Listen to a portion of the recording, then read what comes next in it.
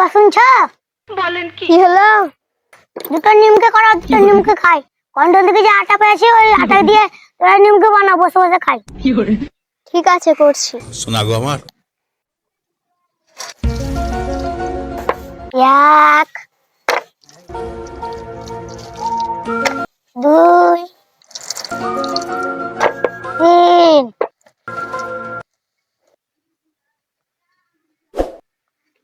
নিমকি তো করছি, একটু খেয়ে দেখি দিনি।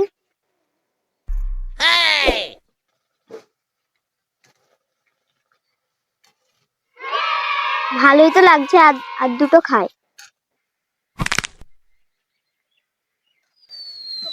11, 12। ইরে আল্লাহ, খেতে খেতে তো চারখানা খেয়ে নিয়েছি। যাই, এবার নিয়ে যাই। কই গো, হাত মুখ ধুয়ে নাও, নিমকি বানানো হয়ে গেছে, খেয়ে নেবে এসো। ঠিক আছে, দাও গো নিমকি দাও। এই নাও, তোমার চারটে, আমার চারটে। 6 6 12টা। কষ্ট ছিল। 12টা থাকার কথা, তাই 4 টাকা না? হ্যাঁ? আমি যে 12টা নিমকি করলাম, তুমি জানলে কি করে? আমি সব জানি, তুই কি করিস না করিস। আমি যেখানেই থাকি তো সব কথা জানতে পারি। তাই? হ্যাঁ, আমি গরিব মানুষ, আমার মালাকে চুরি করে নিয়েছি। কেউ চুরি করলো গো। বোন, কান্দিস না, আমার স্বামী সব দেখতে পায়। আমার স্বামীর কাছে যা, সব দেখে বলে দিবে। ঠিক আছে বোন, ভাই বাজার থেকে আসুক, তাহলে তোর ভাইয়ের সঙ্গে যাবো। ঠিক আছে বোন, যাস তাহলে। কি ব্যাপার পটল ভাই, তুই নাকি সবকিছু দেখতে পাস? আমার বউয়ের মালা চুরি হয়ে গেছে, কে নিয়েছে বলে দে না ভাই একটু। কথা তোমাকে বললো? কেন তো বউ? এ তো দেখছি আমার মরণ। আমার বউ বাড়ির কথা পাড়ায় পাড়ায় বলে বেড়াচ্ছে। আমি যদি মালা খুঁজে বার করে না দিতে পারি তাহলে তো আমার মান সম্মান থাকবে না। এই সাল্লার বউ কি করেছে কি রে? এই পটল ভাই, মনে মনে কি বিড়বিড় করছি? কিছু করছিস না যে? দেখতে পাচ্ছিস না আমি ছোট্টের জন্য মন্ত্র করছি? ও বলে ফেলেছে, ফের আমি করবো কি আরে? আমার মালা নাই ঘরে। যে মালা চুরি করেছে তার বুক ধর ধর করে। সে যদি আজকের মধ্যে মালা না দেয়, তার মুখ থেকে রক্ত উঠে মরে। আরে আল্লাহ, আমার বুকটাতে ধরপা করছে, আমি মারা যাবো নাকি? চোর আমাদের মধ্যে আছে, আমি মন্ত্র পড়ছি। চোর যদি আজকের মধ্যে ধরে না পড়ে, কাল সকাল থেকে নিস্তেজ বন্ধু হয়ে মরে যাবে। ছু!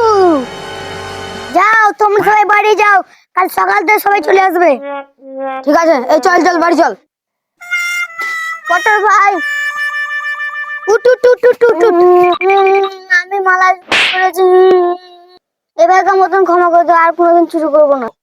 আমি জানি তুমি মালা চুরি করো, লুকিয়ে রেখেছো বলো। আমি বলছি কোন বান্দের বাড়ির সামনে বাঁশ গাছ আছে তার নিচুতে। ঠিক আছে যাও, তুমি আর মরবে না। যা, এবারকার মতন বাঁচা গেল। পটল ভাই, মালাটা পেয়েছো? হ্যাঁ, পাওয়া গেছে, কুরবানদের বাড়ির সামনে বাঁশ গাছের নিচে। ঠিক আছে পটল ভাই, চল চল রে। পাঁচ গাছ এখানে থাকবে, ধুঁচ্ছি, থাম। বলেন কি? এটা মালা পাওয়া গেছে। শোনা গো আমার। কত? এটা মালা পেলি আহি। সালা পটল অনেক বড় কবিরাজ নিচে। তোরা চুরি করতে যাবি না? না রে ভাই, আর চুরি করবো না। কেন রে, তোর আবার কি হলো? চুরি না করে খাবি কি? এই শালা পটল যা লাগাইছে, আর চুরি করা হবে না রে ভাই। গ্রামে যা চুরি হচ্ছে, এই শালা পটল সব গুলি দিচ্ছে। এখন পুলিশ এসে পটলের কাছে পরামর্শ লিছে। কি করবো বল? তাহলে চল পটলের কাছে, ওই শালাকে মেরে ফেলবো, নাহলে আমাদের সাথে রাখবো। ঠিক আছে, তাই চ। চল, শালাকে জব্দ করবো আজ। চ, ওকে দেখছি। ওই দে শালা পটল বসে হয়। চ চ। এই শালা, তুই গ্রামে বলিস তুই বড় কবিরাজ? এই শালা আমার হাতে কি আছে বল? তুই যাতে না বুঝতে পারিস হাতে কি আছে, তাহলে তোকে এখানে শেষ করে দিব। এই শালারে এবার আমি বেকায়দায় পড়েছি। এবার মস্তান হাতে আমার জানতে যাবে রে। এই শালারে এবার আমাকে পটল ভাজা করে ভাজবে। হ্যাঁ, আমার হাতে পটল ভাজা তো। এই শালা সব জানে। ভাই ভাই, আমরা চুরি করবো, কাউকে কিছু বলার দরকার নাই, তোমাকে অর্ধেক ভাগ দেবো। ঠিক আছে, তোমাদেরকে ধরবো না। তোমরা এ চুরি করবা, সেই চুরির অর্ধেক ভাগ দেওয়া টাইম মতো পৌঁছে যাই। ঠিক আছে ভাই, পৌঁছে যাবে। ওগো শুনছো?